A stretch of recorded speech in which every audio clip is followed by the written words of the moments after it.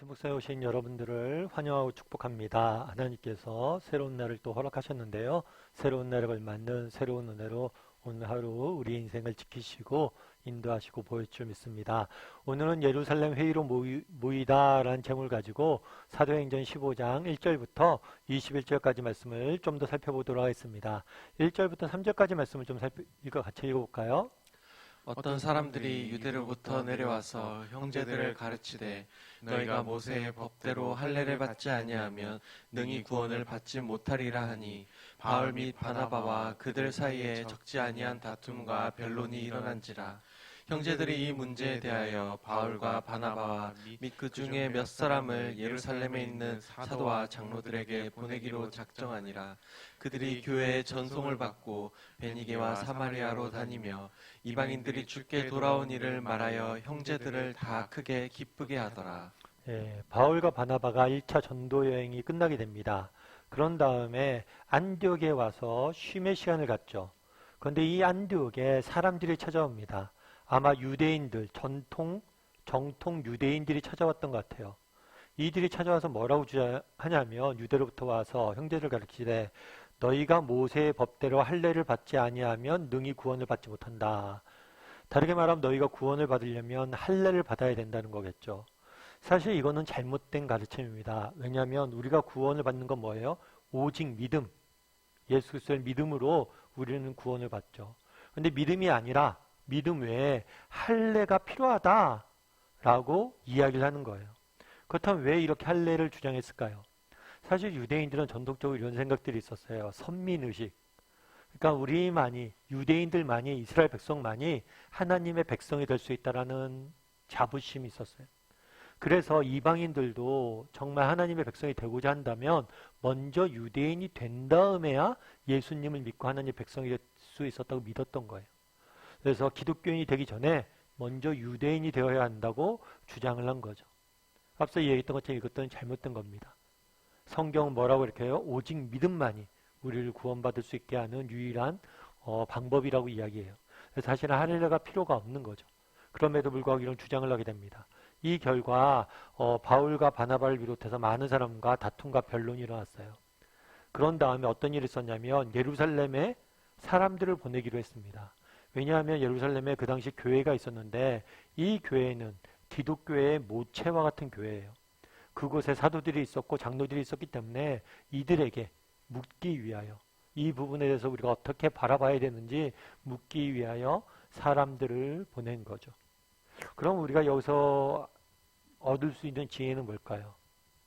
사실 오늘날 우리도 가끔 이단을 주장하는 잘못된 가르침을 주장하는 사람들을 만날 때가 있어요.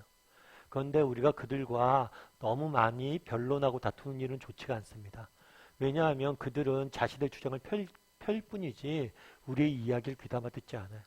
그래서 여러분들이 잘못된 가르침이나 이단적인 주장을 하는 사람들을 만났을 때 그들을 위해서 기도하고 그들을 불쌍히 여겨야 되지만 그들을 말로 설득해서 다투거나 논쟁을 통해서 그들을 설득하려고 하는 방법은 좋은 방법은 아닌 것 같아요. 그래서 그날의 안디옥 교회도 마찬가지예요. 이런 문제가 생기자, 신학적인 문제가 생기자 뭘 하기로 한 거예요? 보다 높은 권위에 있는 예루살렘 교회에 가서 묻기로 한 거죠. 이 부분에 대해서 어떻게 해결해야 될 좋은지 묻기로 한 거예요. 불필요한 논쟁을 하기보다. 우리도 앞서 얘기했던 것처럼 오늘날도 이렇게 이단적인 논쟁들을 많이 이렇게 만날 때가 있어요. 그래서 어떤 집사님들은 그런 걱정을 해요. 아니 목사님 제가 잘못해서 이단에 빠지면 어떡하죠? 이단들이 우리에게 여러 가지 잘못된 유혹들을 하고 그러는데 이단을 어떻게 감별하죠? 또 이단으로부터 우리는 어떻게 지키죠? 이런 이야기를 합니다. 그럴 때마다 제가 드리는 말씀이 있어요. 여러분 위조 지폐를 감별하시는 분들이 있어요. 그럼 위조 지폐를 감별하시는 분들은 어떻게 감별할까요? 위조 지폐는 뭐가 잘못되어 있고 어떤 게 위조 지폐는 어떤 것들을 조작해놨고 이런 것들 배울까요? 그렇지 않다고 그러더라고요. 왜냐하면 조작은 여러 가지로 일어날 수 있잖아요. 그래서 위조 지폐를 감별하는 사람들은 뭘 하냐면 진짜 지폐를 계속해서 본대요. 진짜 지폐를 보고 만진대요. 그러다 보면 진짜 지폐를 완전히 내가 보고 만지고 완전히 내 것을 만들면 뭐예요? 가짜가 들어온 순간 딱 느끼게 된다는 거죠. 마찬가지예요. 오늘날도 우리도 분명히 잘못된 가르침을 직면할 때가 있습니다. 그런 것들로부터 우리를 지키는 방법은 뭐예요? 우리가 진짜 복음을 접하고 진짜를 많이 듣는 거예요. 그래서 여러분들 공인된, 교회에서 인정된 그런 곳에서 말씀을 배우고 끊임없이 성경을 가르치는 일들을 계속해야 되는 거겠죠. 그것이 우리를 잘못된 가르침으로부터 지키는 방법일 겁니다. 그러면 예루살렘에 도착했을 때 어떤 일이 있었을까요? 우리 4절부터 6절까지 말씀 같이 한번 읽어볼까요?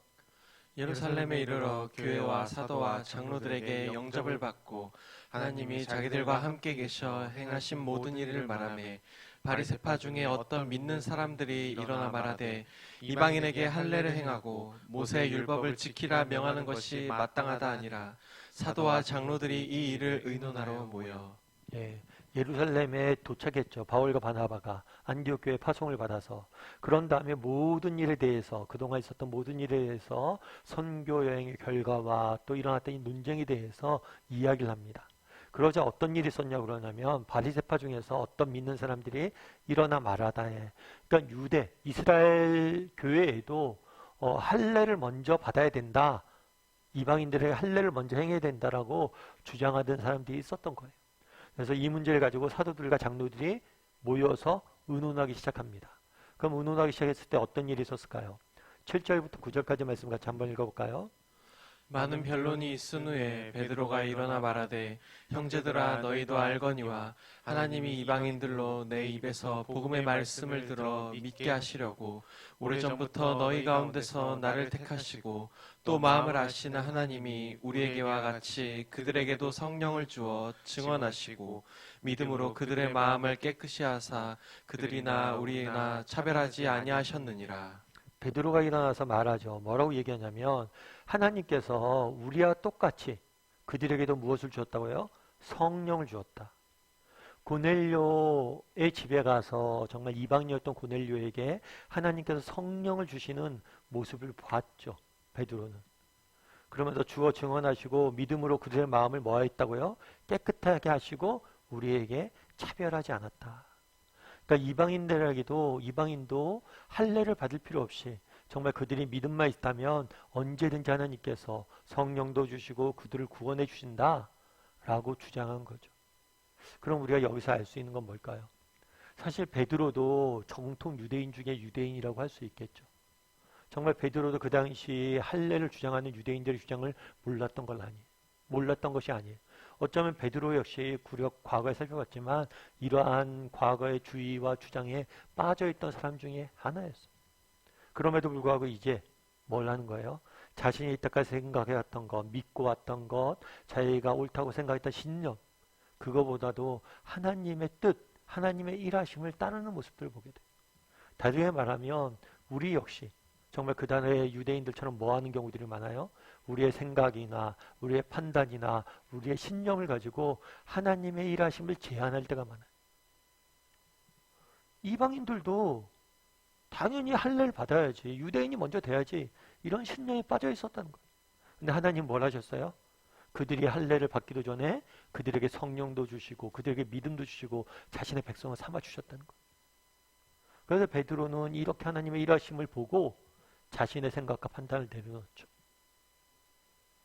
그런데 우리 역시도 뭘 할 수 있는 거예요? 그 당시에 유대인들처럼 뭐에 빠져 있을 수 있어요? 우리의 생각과 우리의 판단과 우리의 신념에 빠져서 하나님의 일하심을 제한할 수가 있는 거예요. 제가 아는 목사님 한 분이 계세요. 그 목사님 같은 경우에는 유학을 가셨어요. 유학을 가셔서 박사를 학위를 받고 또 돌아오셔서 후학대를 가르치는 교수를 꿈꾸고 유학을 갔습니다. 사실 유학 생활이 쉽지가 않죠. 힘들고 어렵죠. 그래도 하나님께서 주신 소명이 있고 비전이 있어서 열심히 공부하고 정말 돈도 부족해서 아르바이트 하면서 열심히 공부하고 그래서 이제 점점 박사학위 받을 때가 다가오고 있었대요. 그런데 어느 날 갑자기 요나서에 대해서 수업 시간에 배우는데 갑자기 요나서를 배우면서 그런 생각이 들었대요. 야, 아무개야. 정말 요나한테 니느웨로 가라고 했더니 요나가 그곳에 가지 않았잖냐. 너는 어떠니? 너는 내가 니느웨로 가라 그러면 가겠니? 라고 묻더래.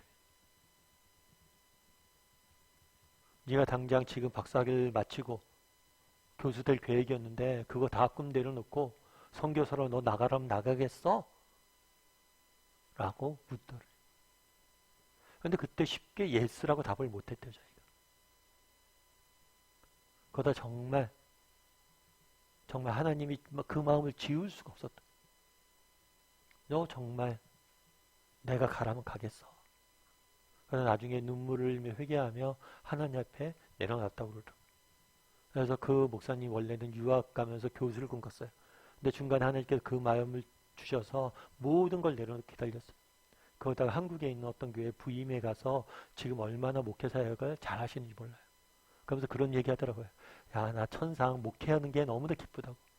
교수 했으면 이렇게 기쁘게 사역 못했을 것 같다. 정말 우리도 어떠냐는 거죠. 우리도 갖고 있는 꿈, 계획, 생각 이런 것들과 별개로 하나님께서 우리가 삶 가운데 일하실 때가 있어요. 그럴 때 정말 우리는 예스할 수 있는 사람입니까? 혹시라도 우리의 생각과 판단과 우리의 꿈, 계획, 우리의 신념을 가지고 하나님의 일하심을 제한해 놓은 사람은 아니냐는 것. 그래서 정말 우리가 하나님의 일하심을 제한하지 말고 늘 하나님이 우리 삶 가운데 어떻게 일하실지 정말 꿈꾸고 기다리고 하나님이 일하실 때 순종할 수 있는 사람이 되었으면 좋겠어요. 정말 오늘 말씀 쭉 살펴봤는데요. 무엇보다도 나는 정말 앞서 얘기했던 것처럼 잘못된 가르침에 빠지지 않는 길은 정통된 옳은 가르침에 늘 배우고 접목되어 있는 거예요. 나는 얼마나 이렇게 말씀에 정말 붙잡고 정말 매달려 있는지 진품을 보듯이 그렇게 보고 있는지 한번 돌아보시고 또 한 가지는 난 정말 하나님의 일하심을 제한하고 있지 않은지 그래서 하나님의 일하심을 제한하지 말고 언제든지 하나님이 원하시는 인도하심에 따라서 순종할 수 있는 사람들이 돌아보고 그런 순종할 수 있는 사람이 되었으면 좋겠습니다.